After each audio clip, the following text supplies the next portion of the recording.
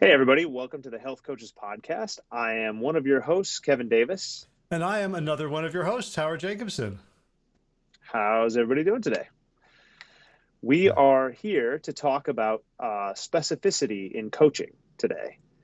And we've got a couple of different angles that we've looked at this from, but definitely getting specific is something that we've found to lead to results, much more effectively, much more quickly, and to really get to kind of the point of things in a faster way. Yeah, and it's for some reason it's a hard thing for coaches to do, but it's not a hard thing to do. Like it's as a technical skill, asking, "Take me there," or Yeah. "Tell me, let me see the movie of that." So basically, when we say specificity, we mean the clients are going to come in with stories. And their stories are going to be like, I always, well, usually, I tend to, here's how it goes. Or if we say, and they will resist specificity. So if we say, well, Mhm. tell me about your dinner last night, they'll say, well, I usually, get home around 5:30. And we know when they do that, they are adding layers of interpretation that this Mhm. is their story.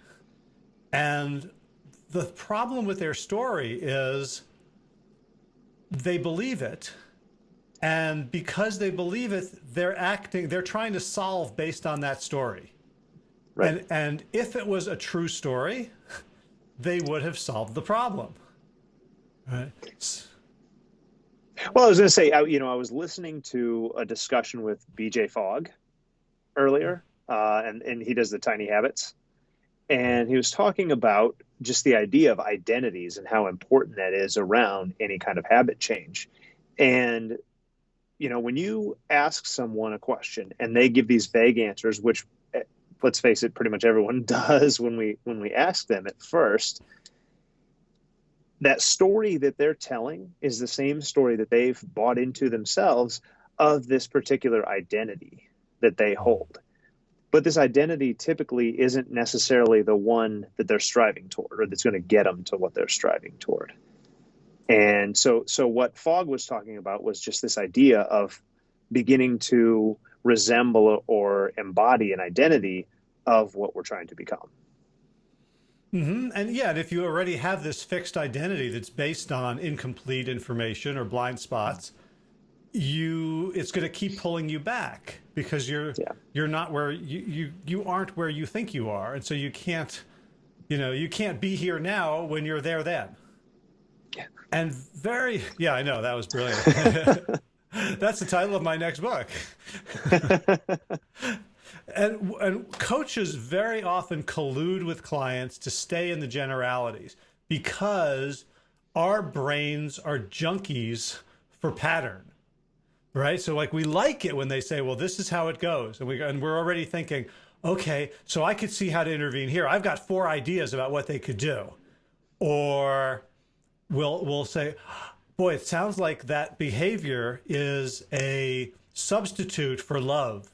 So let's find out, where are you not loving yourself? Where are you, right? And we're going to immediately jump into solutions. And they're often fine solutions. Like, I never, I never heard of anyone like a coach saying, what you need to do is like have less self-love and like more conflict in your life. Yeah. It's Right. great for you. Right. So it seems like really good advice, but it feels unsatisfying for the coachee because, and we can see that in their faces, like, yeah, I could do that, and they're sort of acquiescing. Well, there's a lot of good advice that is not necessarily the most helpful or the most relevant for what you're trying to discuss. So just because it's good doesn't mean it's the most good advice.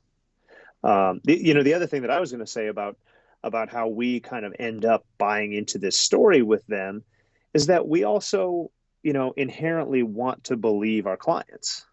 Hmm. When they tell us this story, it's not that they're trying to lie to us or to deceive us, but this is something that they've bought into and potentially deceive themselves as well.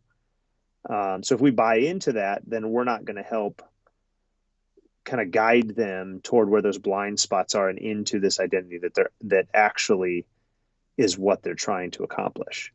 All right.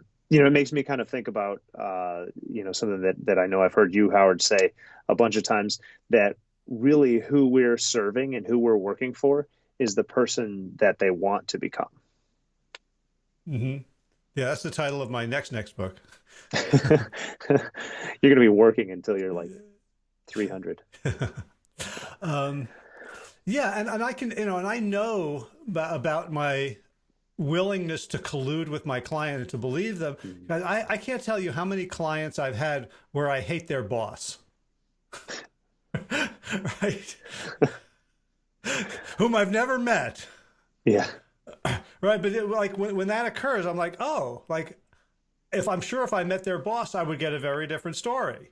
And like, Yeah. your son is more or less pre-vocal, but when your kids get old enough to complain about each other or about your spouse, and then you start like whoever you hear first, like this is one of my big parenting flaws is whoever gets to me first, I like go into like outrage on their behalf. And then when I hear the rest of the story, I'm like, oh, how come you didn't tell me about the part where you smacked your sister? Yeah. Kind of an important detail.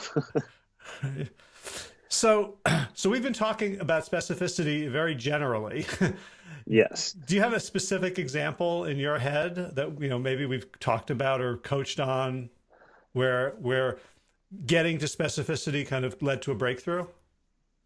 Well, honestly, I'm thinking, actually, I want to say we discussed last week an example that actually reaches into this realm of, the situation coaching someone in a practice session where we didn't really realize the entire scenario of where this person was and what was going on. We're trying to get to, kind of an earlier bedtime and then being able to rise earlier in the morning and get the day started. But we didn't know the whole story about what was happening at night. And it was just, oh, yeah, I generally use Instagram before bed. And I don't know how long the coaching must have gone on. And then you kind of interjected and simply asked, can you tell me basically a question about getting the detail, the whole picture of where you're at, what are you doing, what's involved, but from a specific what happened last night standpoint. Yeah, and I can remember the thing that happened last night in last night's coaching call, which was very Yeah. similar. Like we were over time. Like the call was supposed Mm. to end at 9:30. We were pushing 10, and people were still, it's like trying to get a bubble out of wallpaper. Like we're just pushing this thing around, and it's not getting anywhere. And I can tell nobody's satisfied. And I'm thinking they're all going to want a refund because this stuff doesn't work, right? And I kept on saying, like, let's go for specifics. And nobody was quite willing to go there. And Yeah. so because as coaches, we really are in love with our own depth and complexity and cleverness. And we like to lead our clients into the weeds. And so finally what I said, and the situation was someone who really has their nutrition dialed in and has for many years, for the past couple of months, has been overeating. Right. And there happens to be a pandemic going on and they're at home. And so finally I just said, like, tell me about your last meal. And I'm thinking, I want to see the overeating. I want to see what happens. And I don't, the person says, well, it was a salad. I said, well, when was it? He says, today. I said, okay, so are you on East Coast or West Coast? Well, it was lunchtime. Okay, great. So you sat down for a salad for lunch. And then what happened? He says, well, I didn't overeat. And I'm about to, I'm about to blurt out, well, no, let's talk about, I want to talk about when you did overeat. And I stopped myself before I said it. And I said, oh, like, this is even better. Yeah. Like, tell me about that. Where were you sitting? Who else was in the house? What were you eating? Where, your kids are home. How old are they? Where were they? Oh, they were playing. What were they doing? What were they in the kitchen with you? Or were they on the floor? Were they in front of screens? What was going on? And none of those questions yielded anything useful. Until I said, well, then tell me, like, when you stopped What happened? Like, tell me about the meal. Well, you ate the salad, then what? She says, well, I was full and then I reached for something else. And then I realized I had this call. And so I thought, I can't eat now. And then all of a sudden she says, oh, I'll just set a timer and say, I have to do something else now. Right. And, and the things that had come up beforehand were emotional, were relational, were like, how are we going to solve a pandemic? How are we going to solve the fact that a professional woman is now spending all her time at home with 2 little kids? Right. So we can get there. We can certainly talk about, overeating as an emotional response and feeling the feeling in the moment, but simply asking stupid questions, that were just factual. There was I didn't have anything in mind. I didn't have an end game. Yeah. I didn't have a hunch. I was like, I don't know what to do here, so I need more information, and I need real information. And it was like people were like stunned, like, oh my God, like what skill he has. It's like, no, it wasn't about that at all. It was, it was less, my questioning was far less skillful and less nuanced and less based on theory and philosophy than anyone else's. I was just like, tell me what the hell happened. And I want to see it.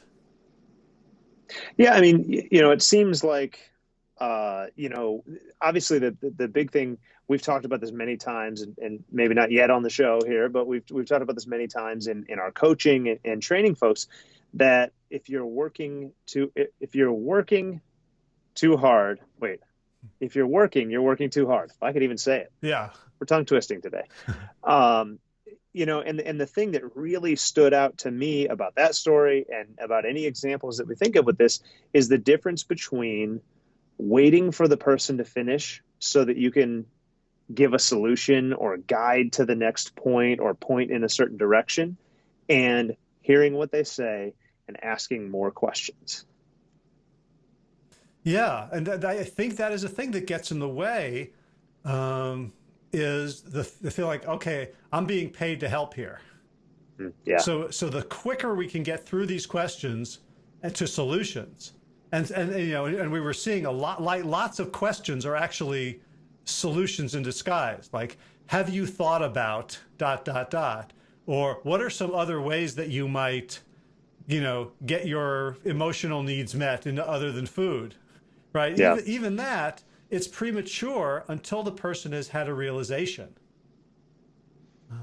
And the way you get people to have realization is by asking them about specific things that happened where their story is no longer useful, right? Where they're going to pull facts that contradict their story, that elaborate on their story, that somehow make their story inadequate. And now they have to expand the frame of how they're thinking, and then it's easy.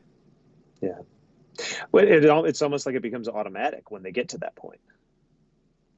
Oftentimes they go, "Oh, I just need a timer," or whatever that solution might be. It's not that we have to come up with an answer or an option for what they do. It's very common that they know already. Right, and we still think that it's our job to have the answers. Yeah. Because we're scared to go into these situations where we don't know where it's going to go. Like, as I said, I asked at least a dozen questions that yielded nothing. Mm-hmm. And it doesn't matter. One thing that I would say about that too is we ask these questions and they may or may not yield anything. Or sometimes, though, as the coach, we're going to ask some of these questions and it comes to a point where we think that we need to chase this answer or chase this question down as a solution. And, I don't know, as much as we want to continue the line of questioning and be as specific as possible and allow them to reach that, I do want to kind of throw the caveat in there, like, we're not really harming anybody if we accidentally chase it down and then find out that didn't work and come back next week and try again. Yeah. Yeah. I mean, we tell our clients to try things, to do experiments. One of the ways we can get them more comfortable with that is us doing it ourselves. Mm-hmm. Right? To model the kind of vulnerability say, let's try something, or you know what? Okay, you know what? Great. Let's move on. Yeah. Right? That we can be in control of the process without being in control of every moment and every interaction. Yeah. Yeah. I think that a lot of that desire to control the little moments, to control where, and guide everything, is that we still feel like we need to be this expert, this guru on top of a mountain. Mm. And as much as we are the person who has maybe more practice at this or more experience at this, what we really are practicing is just looking around and seeing what the person is not noticing. Right. And they will tell us. Yeah. Right. We notice, and we'll have another talk about language and all the clues we can get from Yeah. the way people use specific words. But we are looking for what they're not saying and for what they're not seeing. Yeah. And once we hold up that mirror to them just by asking the questions, and they'll hear from their own mouth, oh, like I can't tell you how many times I've been coached where I just felt like the feeling you should get as a coaching client at the end of a session, a really good session, is sheepish. Mm. You should be like, oh, obviously. Yeah. I knew that. Like that. I was like, we shouldn't feel like, oh my God, you're the best coach. Right? Yeah. We should like, oh my God, you're so wise. You helped me so deeply. They should feel, huh. I don't know how well that translates in audio, but I don't know. But there was some head smacking and, like an SMH or whatever, like the smack my head, Yes. You can picture that. smhcoaching.com. Yeah. It works. So how do we operationalize this? How do we go for specificity? Well, the idea really is to use terminology, things like asking someone to paint us a picture, things like, if I were watching the movie, what would I see? These kind of details, because the situation here is that we're trying to find a blind spot, a spot that this person can't see. And so it's not going to be in the story. So we've got to just get a full picture as complete as we can from the person. So those are the questions I like to ask is, hey, can you paint me a whole picture? Tell me, where were you? What time was it? Even as simple as what objects were around you. Because I feel like often, just for some reason in my head, it feels like often the objects that are around end up being this kind of surprise factor that's really important. Mm-hmm. Right. And so two skills there, I think, is to become aware of our assumptions. Yeah. Right. So if I tell you, I just bought a blue hat, your brain is going to paint a picture of a blue hat. Yeah. And so it's probably a Cubs hat with my brain. Yeah. Right. Yeah. It's actually, a sky blue fedora with a feather in it. But it's, it's completely hypothetical because I don't have a blue hat. But like, be aware of our brain's need to fill in that lacuna, that, the part of our vision that we can't see, that we just sort of make up.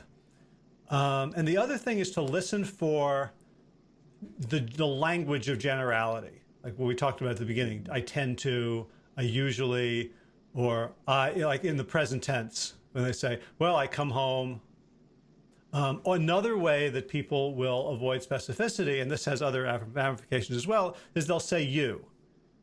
You know how you get home and you want a snack, right? Even like, that's less specific than, I got home and I want a snack. So, okay, well, tell me about the last time you got home and had a snack. Okay, I come in around 4. No, what day was this?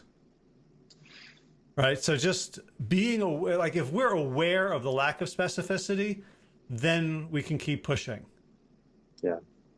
And I feel like that alone seems to turn on a light bulb for the client.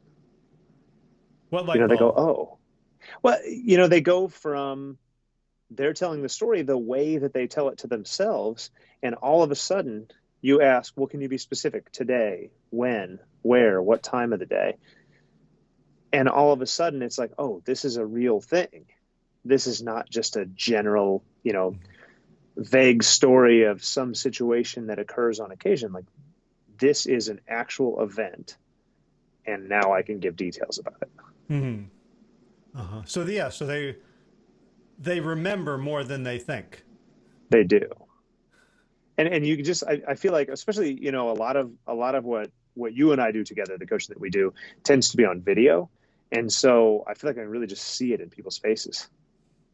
All of a sudden, like, oh yeah. But that's where everything we're talking about here, you mentioned earlier that this can be kind of hard. And that's kind of the difference between simple versus easy. Like, it's actually very simple to ask these questions. It's very simple for me to tell you the story of coming home and wanting a snack, but it's not easy to tell it in a very accurate, detailed way without being asked the right questions. Right. And I would say it's not only simple to ask the right questions, it's actually easy to ask these questions. It's easy to say, take me there. Or, my mentor, Peter Bregman, talks about, if I were a fly on the wall, or if you say, paint me the picture, I like to say, like, the movie. I want to see the movie. The only thing that's getting in our way is our ego, where we feel like we have to be doing something more. Right. So it's simple and it's easy. It's the easiest thing to do, but until we trust it, we think we're just wasting their time and we're not being particularly clever. Right. Yeah, we have this desire to fix. Yeah. We just need to find out. Yeah, and we have a self-image, and we want to succeed, and I never know if I'm going to succeed in a coaching call. Like, I trust the process, but I always get lost in it at some point. I'm like, this is a crash and burn right here. An hour in, and we've right. Well, usually I crash and burn in the first 10 minutes, so I try to get it over with. But being the more you do that, and you realize you can recover. Yeah. We teach various ways to recover from, like, at every session there's some point where we're like, I have no idea what to do here. Yeah. Right. Yeah. Those are fun. Those are fun ones to learn how to do. Yeah, and it's ultimately like that feeling that prevents us. The desire to avoid that feeling prevents us from asking these really simple questions to get people to tell specific stories about events. Yeah. Yeah. It's almost like that's a skill, just being willing to not know what to do. Yeah. Probably one of the most important coaching skills, because until we go there, we will keep falling back on things that aren't helping. Yeah. Well, cool. Is that a wrap? Yeah, that was very good. If we say so be ourselves. A helpful one. Yeah, trust me, it's great, guys. Yeah, you should go back and listen again. Yeah, and you should set up a Patreon for us and give us money for it, right? Yeah, because it was so wonderful. Yeah. All right. So at this point, we haven't released the podcast as we are speaking now. When you hear this, of course, it will have been released. Is there a way for people to, like, give us feedback, ask questions? Well, we're actually in the process of setting up some of that. So we're going to be setting up a Facebook page or group to go along with this. Right now, you can simply head over to our website, which is healthcoachespodcast.com. And there's a contact page on there, so you'd be able to contact us through there. We'd love to get any kind of feedback, what your thoughts are on this. The other big one is if there's questions or topics that you're interested in hearing, we would love to have those. That gives us an idea of the conversations that Howard and I can have. And then also, maybe if it's something that we think someone else might be better prepared to discuss, we could have that person, have someone that fits the topic as a guest. So we'd love to just really tailor this to what is going to help you and what do you need as much as possible. Cool. All right, Yeah. man. I'll see you next time. Thanks everybody for listening Sounds slash good. watching. Yeah. Uh, Thanks, everyone. and We'll see you. do we have our outro yet? Nah, we got to get about 20 episodes in. Okay. That way it's got to feel natural. Okay. Yabba dabba do. See ya. Bazinga.